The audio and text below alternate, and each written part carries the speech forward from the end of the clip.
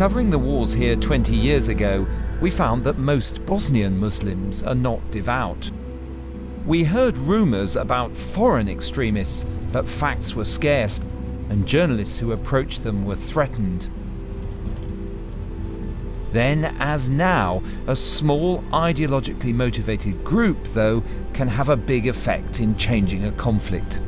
And it was to be in Bosnia that the jihadist way of war was defined, from kidnap to beheading and religious desecration. The British troops decided, having fought on the same side in Afghanistan, Bosnia was where the Mujahideen and the West fell out. Ayman Dean travelled from Saudi Arabia to join the battle. There is a war between the West and Islam. That narrative did not exist before, but Bosnia gave the modern jihadist movement that narrative. It is the cradle.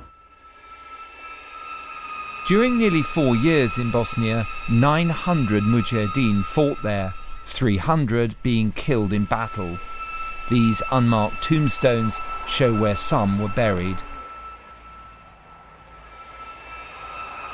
The survivors went on to other wars in Chechnya, Pakistan and Afghanistan, where they became the cadres of Al-Qaeda. Among the graduates of the Bosnian Mujahideen battalion were Khalid al-Hajj, who went on to command Al-Qaeda in Saudi Arabia, Nawaz al-Hazmi and Khalid al-Midar, two of the 9/11 hijackers, Ramzi bin al-Shib, who murdered American hostage Daniel Pearl, and Khalid Sheikh Mohammed, who visited Bosnia to talent scout for Al-Qaeda.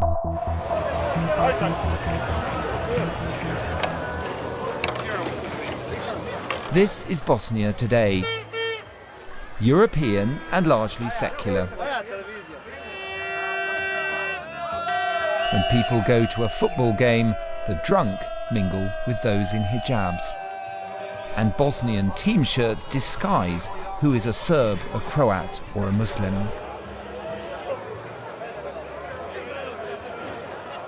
Bosnia today is so comfortable in its secular identity that this evening it was welcoming Israel to play football in the city of Zenica, once the home of the Mujahideen battalion.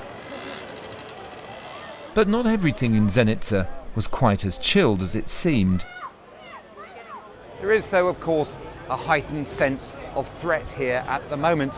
Israeli officials have told me that none of their fans will be travelling here tonight from Israel, and that the 120 tickets allotted to that country by UEFA have instead been given to local students. Their honor is in jihad. Prisjetite se rata, posljednjega u BiH. Zar nije ista ta otpadnička vlada zajedno sa vladama oko njih pripremila pokolj u Srebrenici? This was the message that set everyone on edge. A declaration that the Balkans were the new front for the self-proclaimed Caliphate of Islamic State, featuring Bosnians among others.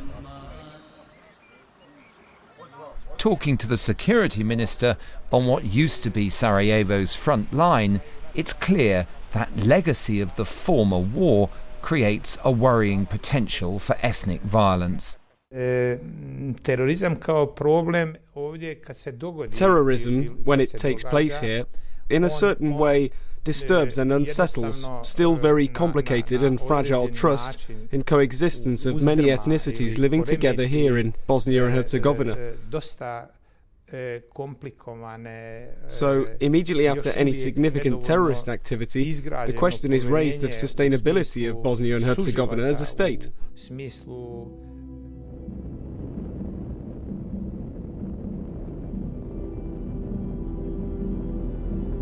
To see why he's worried, you need only go to Travnik.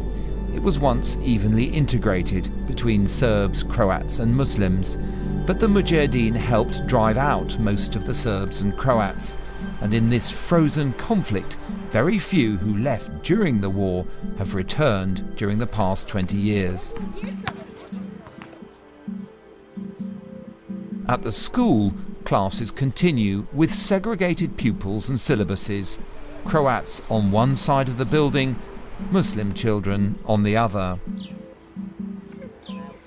20 years on from the war, Bosnia remains resolutely fragmented and its institutions, like the school in Travnik, compartmented. So how on earth could this semi-country face up to any sort of serious threat? Some people had been worrying that Vladimir Putin might try and stir up the Serbs here. But now increasingly, since June's message from ISIS, the concern is about militant Islam. There has been a security response with raids last November. More than 300 Bosnians have gone to make jihad in Syria and Iraq, one of the highest totals relative to population in Europe.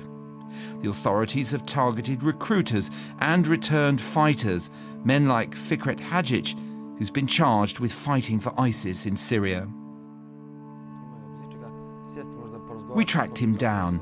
He said legal restrictions prevented him from giving us a formal interview, but was happy to talk for the first time to foreign reporters.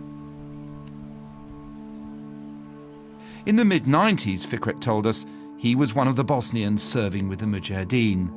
Recently, he's been in Syria twice and says he met some of the men in the ISIS video, but denied to us he's a member. He says he despises ISIS and was simply acting in Syria as a driver. Fikret told us he'd become disillusioned by the foreign fighters' internecine struggles for power and money.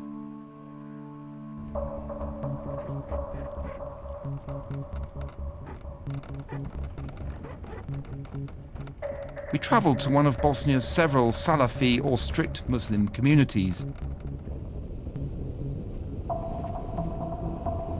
Tucked away on a hilltop, Gornji Maocha hit the headlines earlier this year when some of its 200 or so residents put up ISIS symbols. Western journalists haven't filmed there since then, and the village has been raided, so we knew we had to approach with care. Its spokesman, Edis Bosnic, who like Fikret denies belonging to ISIS, came to meet us. If his denials of supporting ISIS were true, how, I asked him, did he explain that 6 people from Gornji Maocha had gone to wage jihad? We live by Islam, and there are certain people that they feel that something is right. Like when they heard in Syria that there are atrocities being committed by Assad onto his people, and nobody was helping them because there were all tyrannical regimes around, and so some people felt kind of grieved, and they also wanted to say some kind of thanks for some people that came back in '92.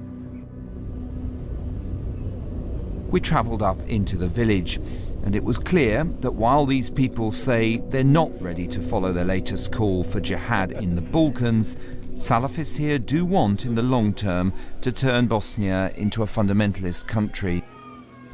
ISIS supporters have left the village, Edis Bosnic told us, following the recent raids. While he was ready to speak to us, others were not.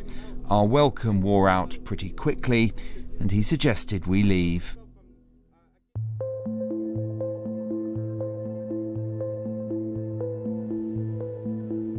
In one of their camps, the traces of the Mujahideen from the 90s remain. The Arab fighters sometimes despaired of locals, saying they'd never make good Muslims. Today, in communities dotted across Bosnia, there are places where extreme forms of Islam flourish. And that seed planted by the jihadists in the 90s begins to bear fruit. Bosnia's secular principles are being challenged, and hundreds have left these lands to seek martyrdom in the Middle East.